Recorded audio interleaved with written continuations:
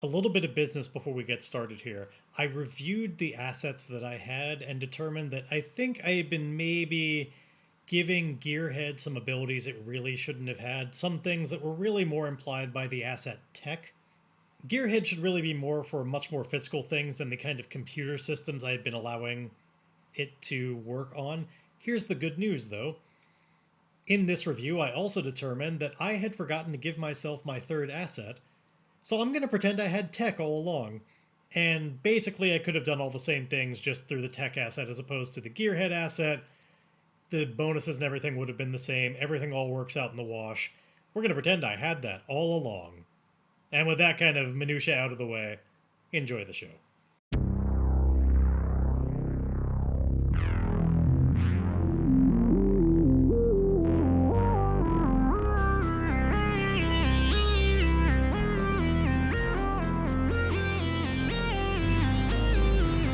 Stranded in space on a ship crashing into the atmosphere of an unknown planet, Emile Spencer knew that the only way to survive would be by his own wits and guile. He vowed that somehow he would find and slay the titanic cosmic beast that put him in this predicament, VY572. With every installment, we follow Emile's explorations and discoveries on this journey of revenge against all odds. I'm Midnight Jester, and this is the Left Behind Starforge series. Last time we left off with Emile Spencer having found the escape pod he was looking for, however, it was blocking a doorway, and he managed to use some technical know-how and electromagnetism to fire it away from the doorway. It banged up against the wall on the far side of the room, which unfortunately damaged some of the fuel lines. Thankfully, he was still able to, with some other tools, an arc welder, Emile was able to quickly repair the fuel line, get this thing back in working order. And so now we come back with some manner of way to potentially get off the ship. The unfortunate part, however, is that this escape pod is huge. It's meant to house, as we mentioned, something on the order of about a dozen people, and it's not currently sitting in any kind of way to launch it. It's not in like a launch tube or anything like that. It's just in the middle of engineering where it had been getting worked on, which means the challenge in front of Emile at this moment is going to be, how do we get this theoretically working escape pod back into an area that can launch it? There are a few options on that. We could certainly try and get it directly into a launch tube itself, find some way to carry this massively heavy thing, way too heavy for an individual person to do.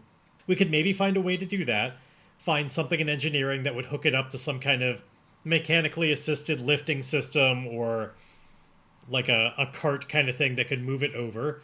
It'd have to be pretty specialized equipment to make that work.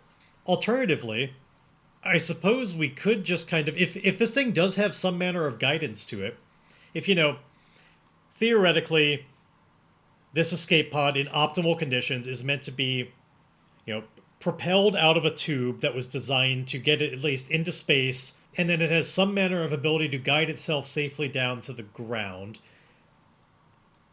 If that's the case, launching out of the tube is the ideal part. But maybe in less ideal conditions, we could potentially just, blast a hole in the ship and let it just fall. Really what the tube does is just get it from the ship outside of the ship. And there are multiple ways to do that. The tube is a friendly way to do that if you care about the ship left over. But in this case, the Reacher is screwed anyway, so I'm bearing in mind both these ideas. I think I'm going to try and find some way to maybe transport this to the ideal launch situation, but that may prove difficult, and if we're running out of time and I can't find a way, maybe we just blast a big ol' hole. So how do we want to approach this? First off, we have to find such a lifter or some manner of device that could carry this thing, because again, this is well beyond what Emile could do as a person, or even really a team of people could likely do through just sheer muscle mass. This is beyond just making an iron roll and carrying it. I think it's honestly even beyond, even if there were sufficient doorways and such, I don't think Emile would be able to just roll it on his own either. I think it's not that completely smooth, and it's just way too heavy to adequately do that in the kind of time he has. Now, obviously, this thing is bigger than the doorway because it was blocking the doorway, but there must be a way to get it from where it is now to the ideal launching situation because it did get here, and I don't envision that it was just completely dismantled in order to do so. It wouldn't make sense to dismantle it and then reassemble it here fixed just to disassemble it again. So there must be some pathway to a launch tube. Let's find out a little bit more by investigating this area, like how did this get here to begin with? Because if we can find out that, we can reverse that course, presumably. So Emil's going to gather some information here. He's going to analyze this area to find out how did the engineers get it into this spot to begin with. Just checking over my assets really quickly to determine if any of them would help this, but I don't believe so. Yeah, none of these really apply to gathering information like this. The closest would be scavenger, but kind of like that other time that it came up, I'm not really scavenging in order to gather information. I'm just taking in the environment. So let's take a moment here. And let's just take a look around the room and find out how would you navigate this thing to where it came from. We don't have any particular ads on this. We're just going to make a wits roll. Okay, weak hit. The information provides new insight but also complicates your quest. Envision what you discover, then take +1 momentum. So what could be more complicated about this? Obviously it came in through a different doorway. Let's find out what the information at baseline is first, and then we can maybe try and add a wrinkle to it and complicate it a little bit more. Perhaps this engineering room is very vertical. Because we've described previously that engineering is kind of down low. We had to climb down a ladder to get here. And perhaps there are ways to... There's like a crane way up above that he sees. That crane can, in theory, take big, bulky industrial equipment like this and lower it down from one of the higher decks where it maybe things connect to a rail system and stuff like that. Okay, I like that. It would come up, it would go out of this room vertically and get dropped down from more like a hangar where maybe this could be used for other larger craft like single seat fighters and stuff like that. But it was just being used for the escape pod. So what is complicated about this? It could certainly be broken. That would be kind of the most immediately obvious thing I could think of, that it's way up high and currently not powered or something like that, where I'd have to just completely fix it. And let's say that it's broken in such a way that how about this? It's broken, but it's a physical, it's like a power line that got disconnected through all of this jostling. So there's way, way up high in this room, Emile can see there's a dangling thick cable, just a power cable, not sparking or anything. It didn't get severed. It's not damaged, but it just got disconnected. One of several things that give just enough power to make this massive claw able to function. It got dislodged and it's just utterly hanging. And even the end of it where it's hanging is probably several stories up. I'm envisioning this room as going up 5 to 10 stories, a great climb in order to get up there. And obviously this would be the type of thing that's intended to get serviced. So there would be some manner of safe way in order to do it in theory. There's a long ladder. Oh, how about this? So there is a long ladder in order to get up to the catwalks where you'd be able to work on that thing. However, when Emile blasted the escape pod away from the doorway in order to open it up, he clanged it into the base of that ladder, and the ladder is in several parts, and so that base part just got knocked off. Because I see it as perhaps a ladder that's not up against a wall, it was just kind of freestanding in the room. And so on the path to the wall, it smashed through the base of this ladder and then hit the wall behind it. So there's a broken bit of ladder on the floor. That ladder segment is probably a good 10 feet or so, like enough that you certainly couldn't just easily jump up and grab the bottom rung. Maybe if you piled enough things you could. But a big part is snapped off. Then there's a long ladder to climb up. Only then could you get to the catwalks, grab the cable, and hook it up to the kind of the claw machine up there to be able to. You could use it, go down, grab it. You'd probably have to use some controls since obviously this escape pod is not in the proper position anymore. It's not just like in the middle of the room down beneath the claw itself. It's up against the wall. So you'd still have to either get it to roll back into position, or perhaps there's a way, like a claw machine, that this thing can kind of move around on like a 2D plane and drop specifically where it needs to. Which, let's ask the Oracle if it can do that or not before I come up with too much of a plan here. I think it's reasonably likely. I don't think that's that out of the question to expect that the claw could move around from just the center of the room. You would just have to actually get it powered up and then operate the controls correctly. So yeah, let's ask the Oracle about this. Is the claw able to move around? Like, could one, if it were operational, move the claw into a position where it would be directly over the escape pod, drop it down and grab it? Not almost certain. Likely, though. I would imagine you'd want to be able to put this into an exact position and be able to move it when it's up above as well. So likely it can do that, and the Oracle says yes. The claw can indeed move around in 2 dimensions, well, 3 dimensions really once you drop it, but you can reposition it if you get it powered on. So, is there enough time? I'm reminding myself now how our progress is doing. We've got 2 clock segments left before this ship just utterly crashes. We've made a lot of progress on it. Our main current vow, the kind of in the moment one, escape to safety before the ship crashes. We've got 6 boxes of progress on it. Definitely getting close to being able to get out of here if we can. Like, it's getting to the point where it's getting reasonable. 6 boxes of progress, 2 clock segments left before it's a real problem. But of course, those can fill up very quickly. Our momentum is pretty good. We built it back up to +6. Do I think I have time to do this? Let's think. Best case scenario, we've got to get all the way up there. We'll have to plug in the thing, and we'll have... I think, honestly, I just don't have enough time for this elegant solution. I can foresee too many things there that involve my need to make a roll. Too many opportunities to waste time. That's a long ladder to climb. Then I still have to manage to actually get the thing in the claw and lift it up without dropping it again. I could risk damaging this pod all over again. I think time is of the essence now. I'm just going to have to blow a hole. Another question for the Oracle, actually.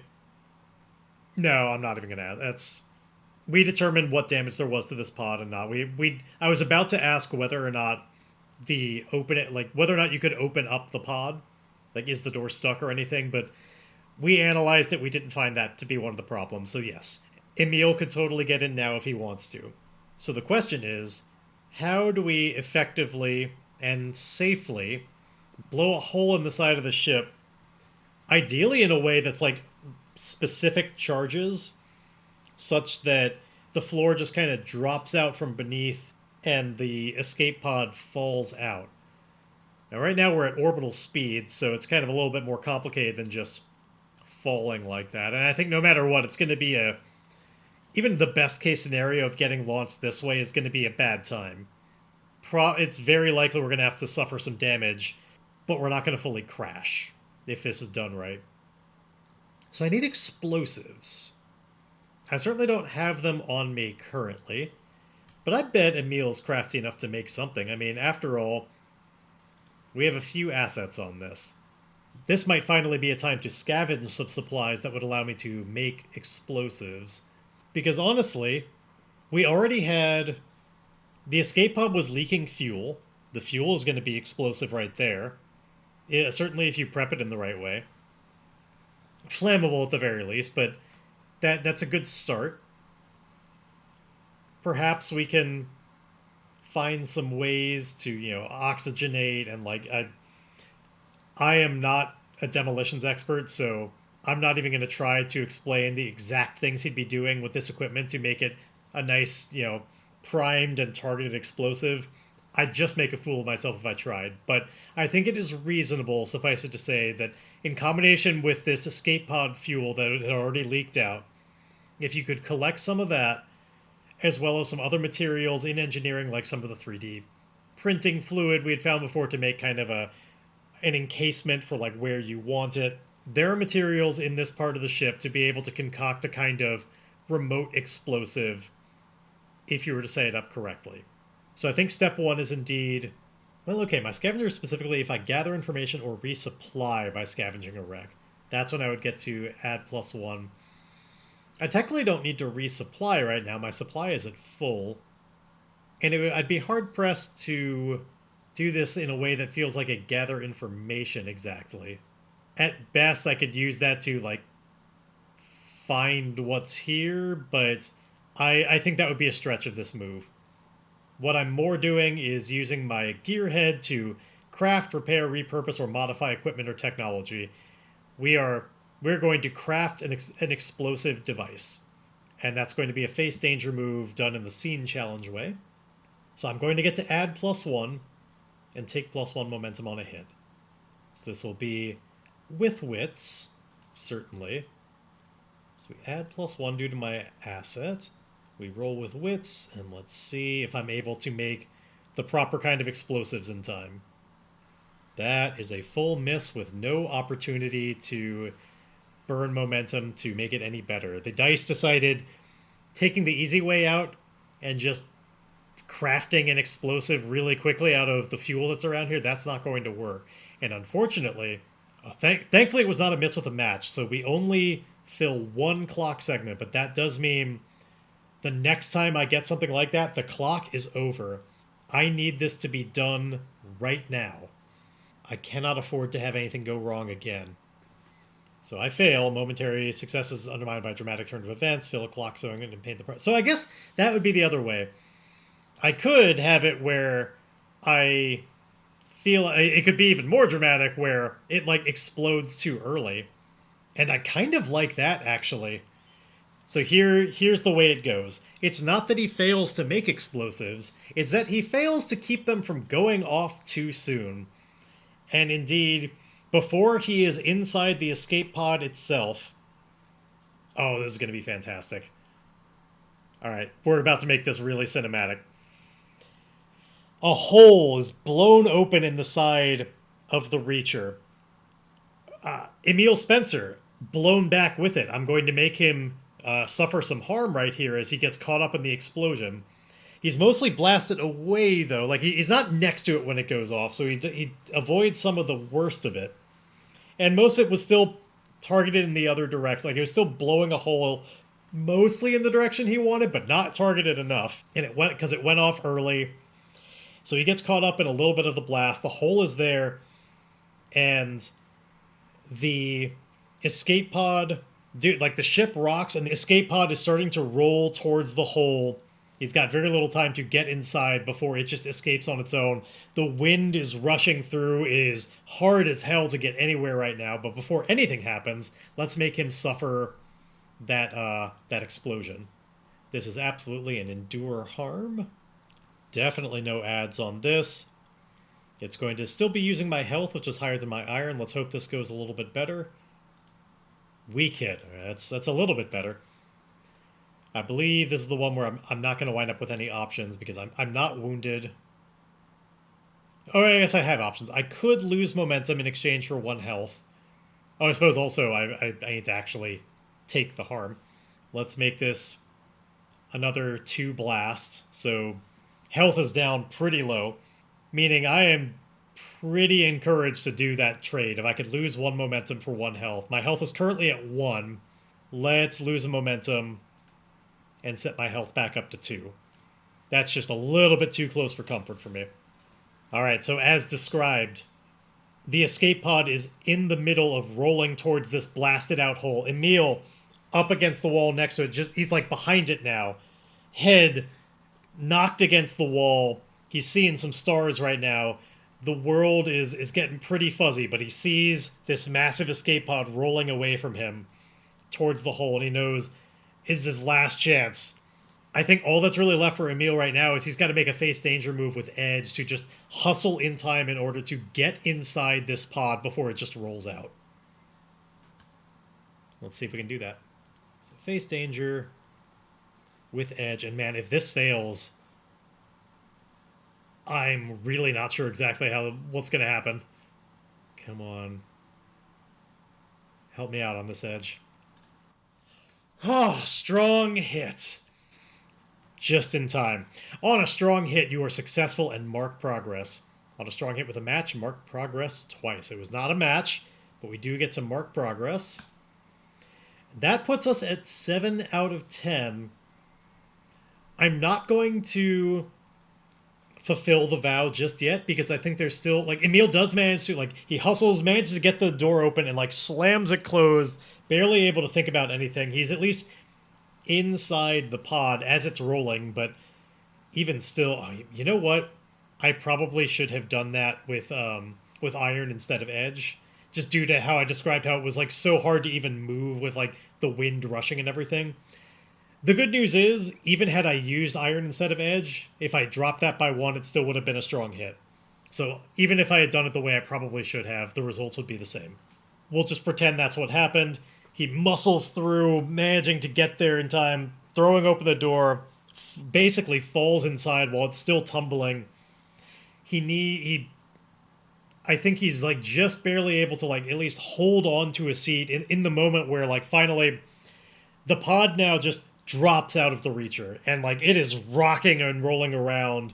This is not the way it's supposed to just enter an atmosphere at all.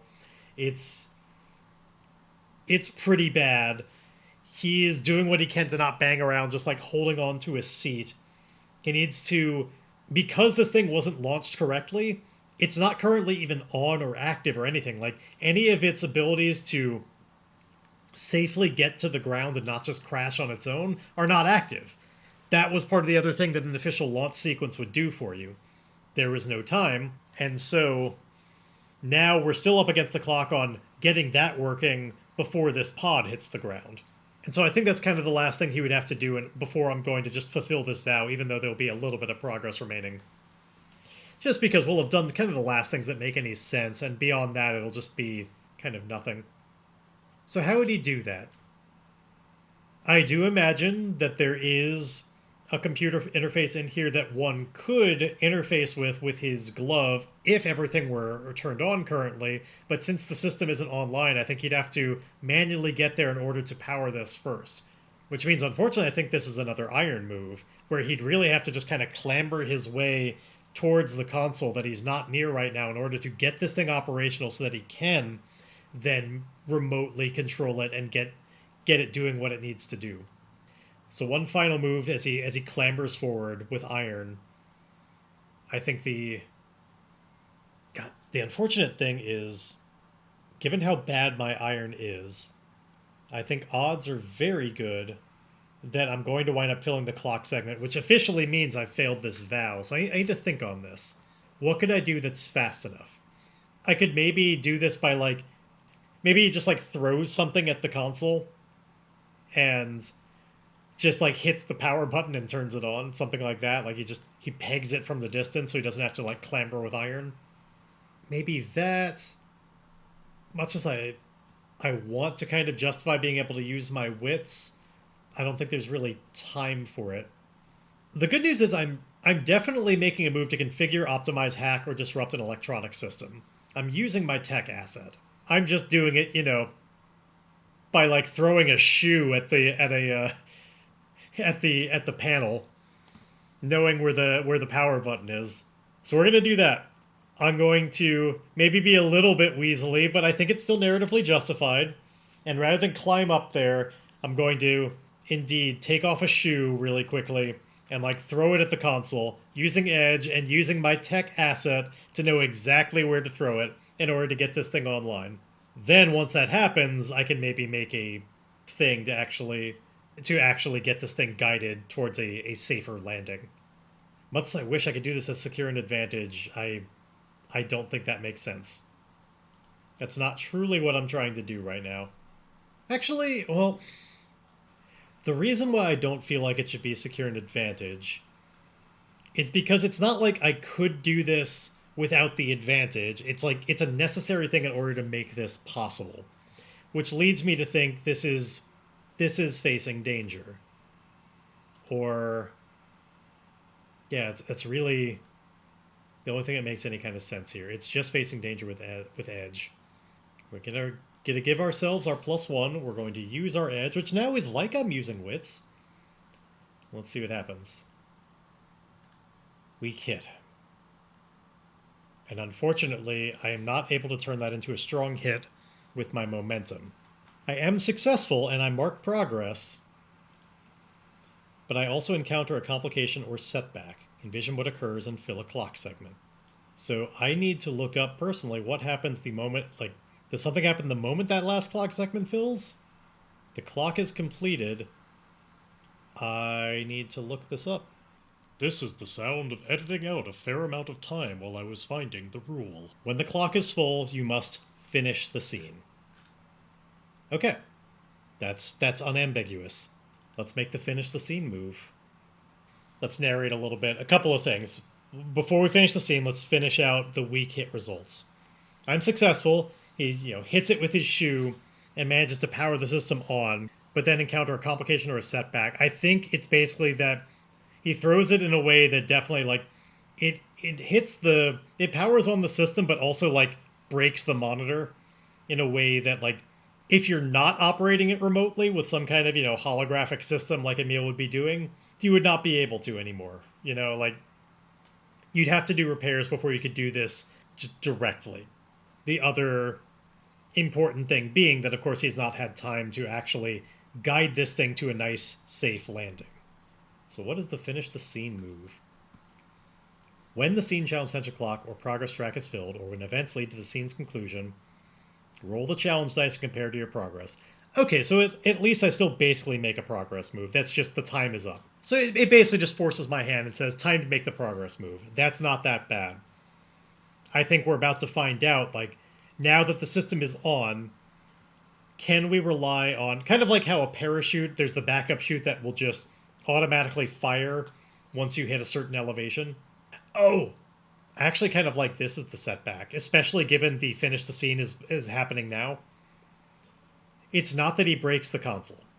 He can't throw that hard. He hits the system and he powers it on, but that's the last thing that happens before, he hit his head pretty hard from the explosion, and we talked about how he's seeing stars and everything. I think after that, and like the atmosphere is probably thin and all kinds of things up here that weren't just prepared for this properly because it wasn't launched officially, he passes out.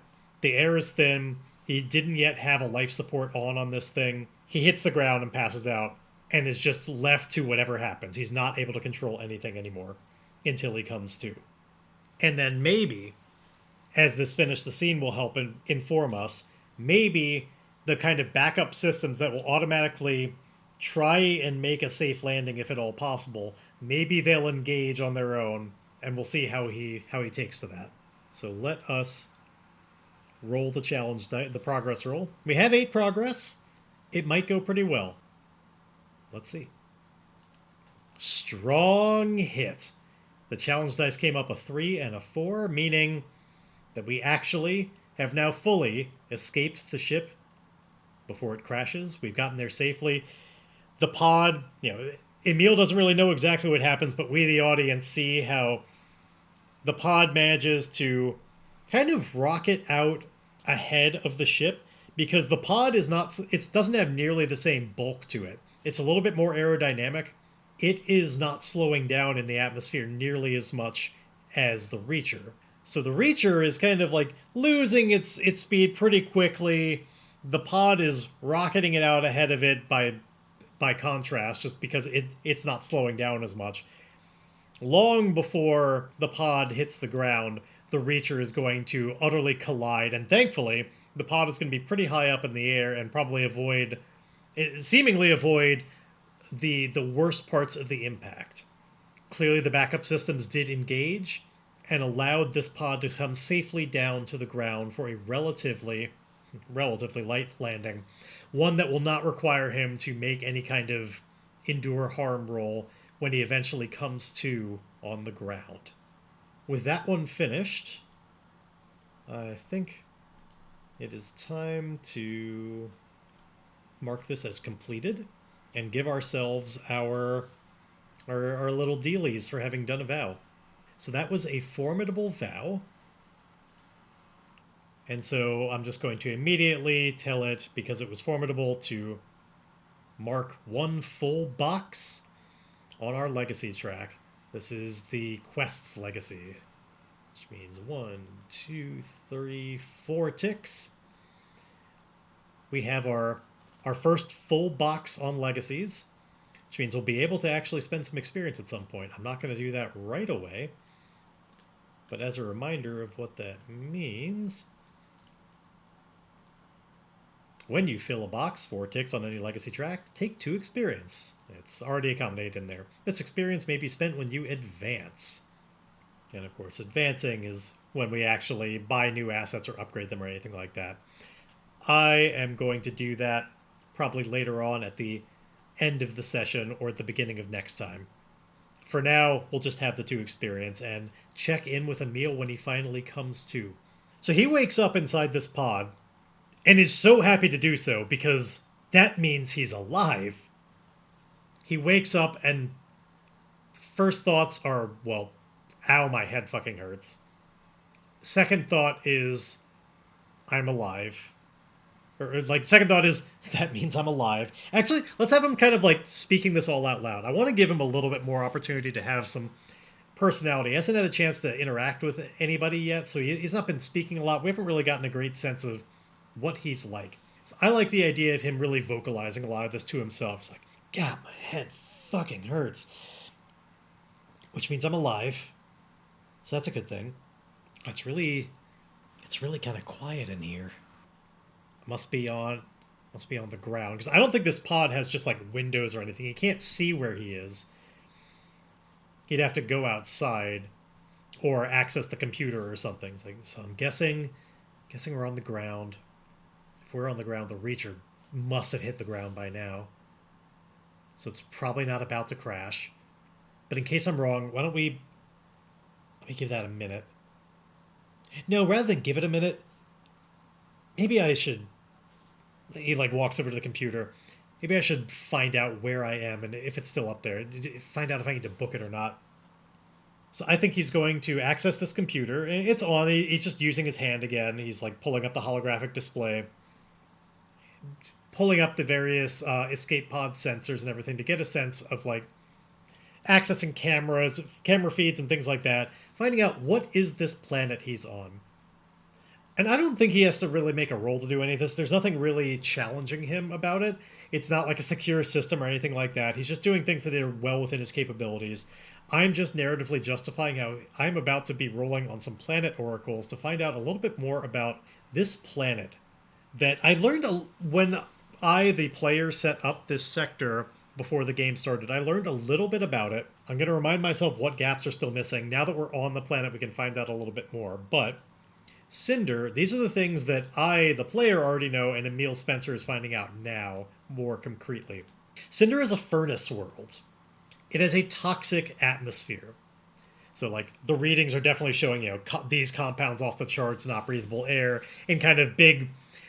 Whenever the air is not breathable, I imagine that the user interface makes that painfully clear right away. Do not breathe this shit. I imagine it's very sulfuric out there. There, you can see from space there are fiery world-spanning chasms, just big, molten craters.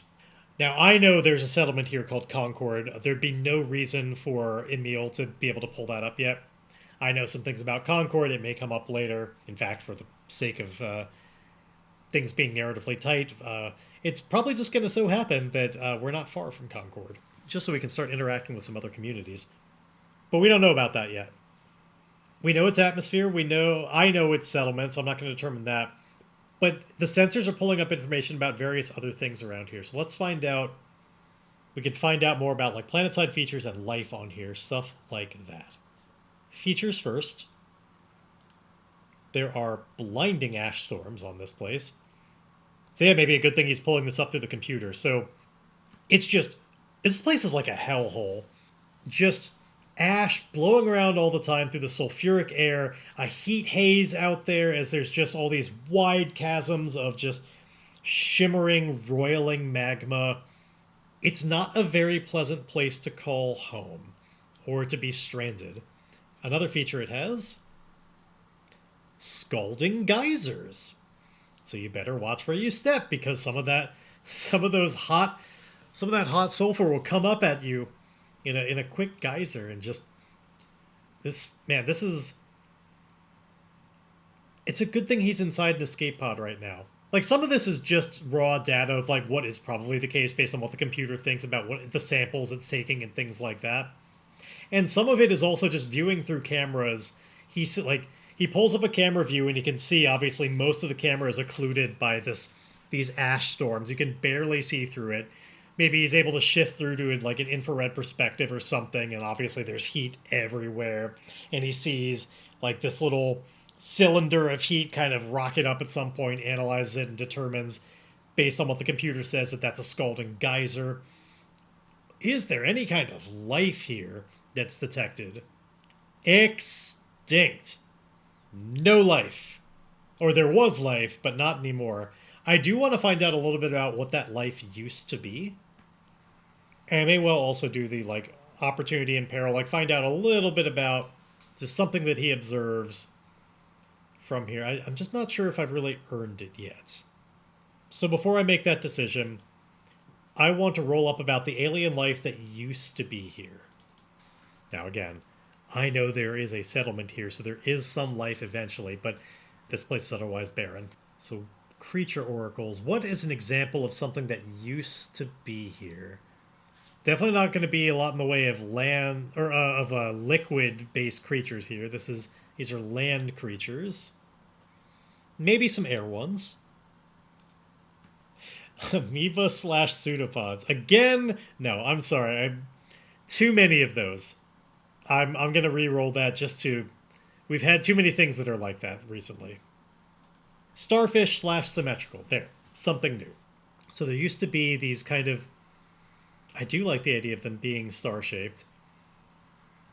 Let's find out a little bit more about them. So they're star-shaped, huge whale-sized stars all over this land. Perhaps the star shapes are part of like these, like they like dug these big chasms with their various arms. Like they just made so much of this terrain. So okay. Huge scale. If you were to look at it, you would see compound eye. These things are they're fucking terrifying.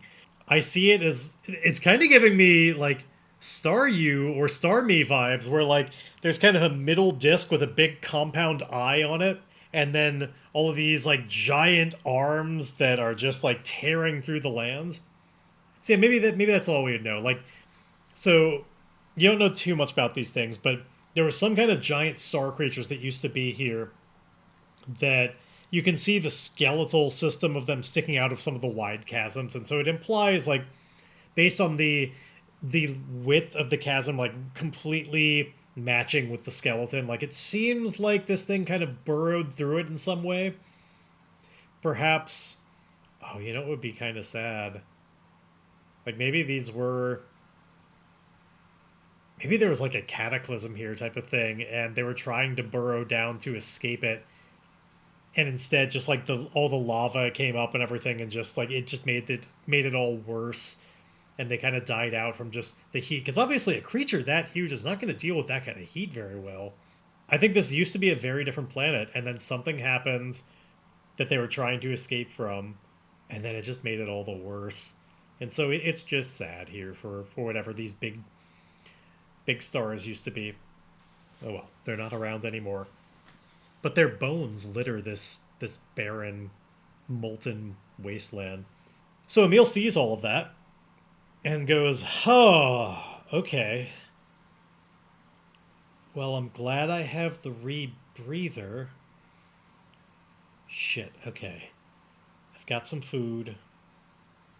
He does still have his backpack with him where he stored some of that stuff. I have food. I have the rebreather. I can maybe look around a little bit out there, but it's going to be roiling hot. I want to determine if if the escape pod has enough fuel left to, because we know it can pilot a little bit. I don't think it would be able to escape atmosphere on its own at all, but it might be able to pilot a little bit more and he could look around. I would like to determine whether or not it has enough fuel in order to do that, or if it used everything, basically. Let's ask the Oracle. I think it's like a 50-50. We really don't know, especially since he was passed out. We don't really know how much was left beforehand. We don't know how much it used in order to safely get to the ground. I don't really know. Full-on coin flip.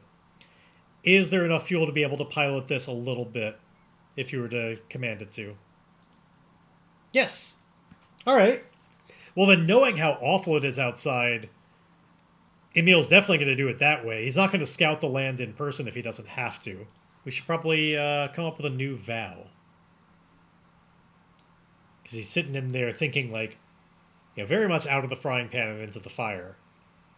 But he's going to vow to himself that this isn't his end. He found a way off the ship. There's going to be a way off this planet. And I think that's just what he vows himself right now. It's like, I vow to not die on the surface of Cinder. I am going to escape this planet. Let's swear that iron vow. So when you swear upon iron, again, as I mentioned in the beginning of the game, he doesn't literally swear on iron here. There may be some iron in the, both atmosphere and the ship, the escape pod he's in, but he metaphorically swears upon iron. He sets his agenda. So when you swear upon iron to complete a quest, write your vow and give it a rank. Then roll plus heart. I need to think on what kind of rank I want this to be. How hard should it be to get off this planet? I don't think it should be easy. Everything about this is so barren and life is extinct largely. Like, it's not a very hospitable place to get off of. This also sounds like a formidable quest. Like, it's going to take a while to get off. Thankfully, he's not up against a clock this time, explicitly, not a scene challenge.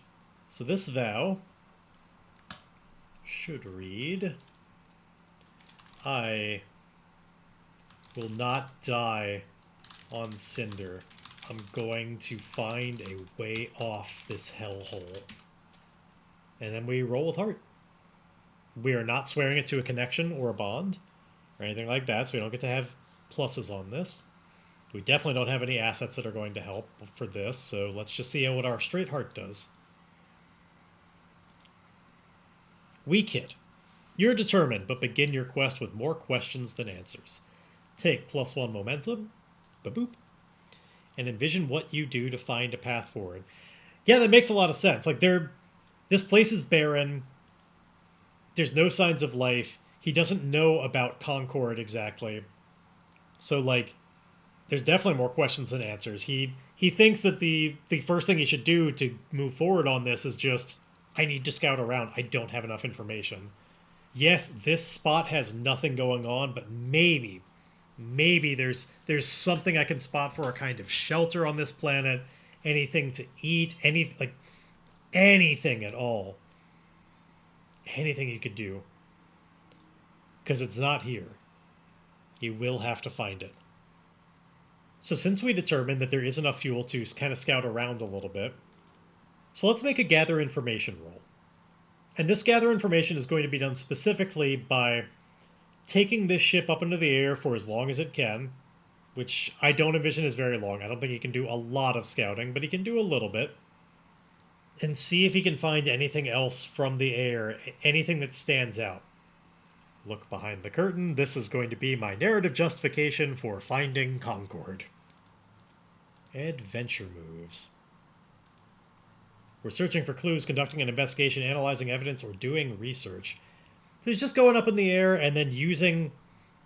I'm going to use my tech asset because I am trying to to use the computer system, like the sensors on this ship, to like best analyze. I guess, am I configuring, optimizing, hacking, or disrupting an electronic system? No. I guess optimizing, maybe. But that wouldn't be on the gather information roll. That would be if I perhaps secure an advantage first. Let's do that. Let's secure an advantage to set up the sensors on the ship, because he doesn't have a lot of time. He wants to perhaps use... He's going to drain the power that he has on his own little portable, like, augmented reality system. Like, he's got his little belt pack and everything. That only has so much power to it. And the sensors on an escape pod, they're not exactly that wonderful. That's not... It has some, but that's not what it does very well. It has the hardware. His operating system has a little bit more of the computing power to handle it and figure out and, like, best parse the data and analyze it to get the right kind of information as quickly as possible and save time. He knows doing so is going to utterly drain his battery. So I think even attempting this is risking making that thing completely out of battery, and he won't be able to use it until he's able to repower it. That'll depend a little bit on the dice roll as I secure this advantage, because he's hooking it up in a way to get it interfacing with his system to be able to process that data quickly. So this is definitely a wit secured advantage. This does get my +1 from my tech. Strong hit. Oh, absolutely a strong hit.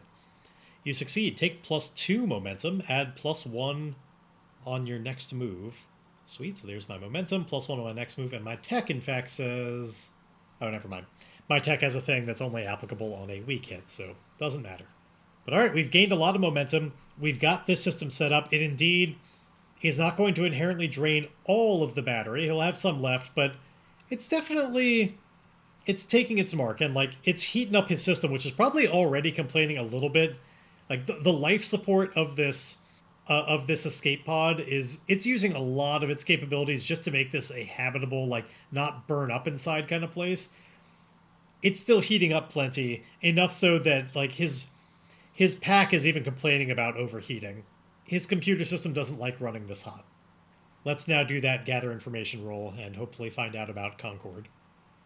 So we get a +1 on this because of our strong secure and advantage. So he's flying around. And of course, like, he can't see anything directly through the cameras. Like, this all has to do through sensors that are not completely, like, that can see through the ash that's blowing around. So a lot of it is infrared stuff, or like other spectra that are perhaps like power readings, anything like that. Yeah, maybe it's that. Emile is like, among other, he's gathering information on like all the various sensors that this thing has, and one of them is looking for power readings. Any just like EMF that's being given off as an indication that there's somebody here that's alive, or at least that there's some kind of human establishment anywhere here. Shelter of some kind of sort. And as he gathers this and analyzes what the readings say, another strong hit. So here's our narrative justification to finally know about Concord. If you discover something helpful and specific, and we find Concord, the path you must follow or action you must take to make progress is made clear. Envision what you learn, then take +2 momentum. So let me tell you a little bit about Concord, while I also mark one bit of progress on not dying on Cinder, because this is indeed an establishment where there are humans around. This is a clear path forward to maybe not dying here as opposed to being out in the wilderness. So I'm going to give myself one mark of progress. So let me tell you a little bit about Concord. Now, there's not a lot that he's able to tell, because what he spots is that there are these like giant iron doors, just double doors set into the side of an enormous mesa. Maybe they'd just be rock doors to not be as, so that they wouldn't heat up as much, but now you know what? We're playing an Ironsworn game. Giant iron doors. Thick. These are, I'm imagining like the doors that closed off the rebel base on Hoth. Like huge, thick metal doors, double ones that meet in the middle, that close off this settlement. It's part of why his sensors were had to be the ones to pick up the power usage. They're hooked up with some things. We're basically on the anti-Hoth right now. They're escaping the opposite kind of environment by living inside of the terrain. It's like if the rebel base were on Mustafar instead of Hoth. Concord itself, based on the power usage and footprint of it, seems to have a population in the hundreds. I know specifically the population is 772. I don't think Emile has it quite that precise just yet, but he knows it's approximately in that area. So giant structure. You can't tell too much about it just yet, but it is active. There's power usage, and it's changing. It's not just that there's power going on. The power flow is moving around. It is active. There are people living here. The doors are closed, but there's power hooked up to it. And he knows there is a way, the way forward is to get on the radio with these people, see if he can get them to open up the doors, and maybe have some shelter inside and take it from there. So he gets on the comms, and he's moving through all kinds of frequencies, putting out this kind of a wide broadcast of a Mayday, Mayday. If anybody is picking this up right now, this is Emile Spencer. I'm aboard an escape pod that is running out of fuel. I'm looking for any shelter whatsoever. I have some supplies, but not enough to last long at all. Please, anybody who is out there, if you're picking up this signal, please give me direction to where you are so that I can survive. Mayday, Mayday. Again, this is Emile Spencer. I mean nobody any harm. I'm completely unarmed and at your mercy. I need hospitality. I beg anybody who can hear this. He just lays it all out there. He knows he could be vulnerable, but puts it out there. And let's make a compel move. Because I know that the people of Concord would be able to hear that. They're going to pick it up. It's just about how they react to it. So he's trying to persuade them via the radio, definitely through charming, pacifying, or encouraging. He's not lying, he's not threatening or anything like that. He's just using his heart, playing on their heartstrings to say, please let me in, I beg of you. I'm at your mercy. And let's see how they respond. With heart. Full on miss. On a miss, they refuse or make a demand that costs you greatly. Now, I could turn that into a strong hit by burning my momentum, which seems like probably the right call right now. What more have I been saving this momentum for than for this moment to actually have some shelter? I think this is definitely worth it. Let's burn the momentum. They'll do what you want or agree to your conditions, take +1 momentum. All right, so we'll bring that back to +3. I don't think there's any response. Not a verbal one, anyway. The response is suddenly the giant iron doors, with a great groaning squeal, start moving open. They don't open all the way, but they open just enough. You can't really see inside very well, partly because of the ash, and it's just kind of dark in there and everything. But it's the implied invitation of, you can come in. But nobody says anything. Emile, of course, takes this opportunity and starts making the escape pod go as close to there as possible, heads directly inside the darkness, inside the doors, and what he sees on the other side? Well, that's, of course, a subject for next time. Look, you know as well as I do, nobody can tell you what to do. You're a renegade, a real rogue, individual person. But if somebody were going to tell you what to do, and they're going to tell you right now, that somebody would be me, and they'd be telling you to like and subscribe to this podcast, because that's something you should do to something that you want to keep existing. And let's face it, if you've reached this far, then you probably still want it to exist. So this week, we're changing it up a little bit with descriptor and focus. And the descriptor and focus are fiery and archive. If you have a trap idea that uses fiery and archive, shoot it over to starforgepod@gmail.com. You know, that email that I say at the end of every episode. Now you know this part. Play me out, music.